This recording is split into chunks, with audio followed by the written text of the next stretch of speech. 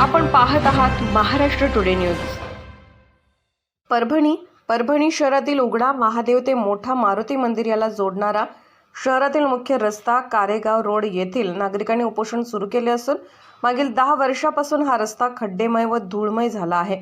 या अगोदर या रस्त्यासाठी भरपूर आंदोलने झाली तरीही हा रस्ता झाला नाही। आमदार डॉक्टर राहुल पाटील यांनी या रस्त्यासाठी विधान भवनात सुद्धा मुद्दा मांडला होता व त्यामुळे कोर्टात अपील केली होती। त्यामुळे कोर्टाने निधी राखीव केला होता तरीही रस्ता झाला नाही। परिसरातील वयोवृद्ध पुरुष व महिला यांना तर मानेचा व हाडांचा आजार निर्माण होत आहे। या रस्त्यावर बस स्टँड, रेल्वे स्टेशनवरून ऑटोवाला यायला तयार होत नाही। या रस्त्यालगत शाळा व ट्युशन्स आहेत। या रस्त्यावरून दररोज 10,000हून जनता ये-जा करत असतील।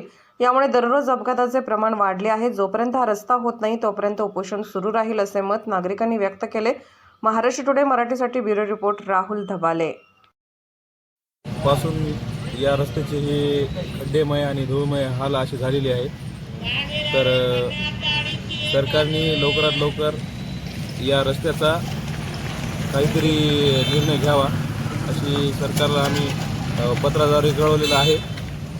आणि या अगोदर भरपूर आंदोलनं झालीत, उपोषणं झालीत, रस्ता रोको झाले, तरी या रस्त्याचा काही कडा लागलाच नाही। यामुळं आज आम्हाला उपोषणाला बसावं लागले।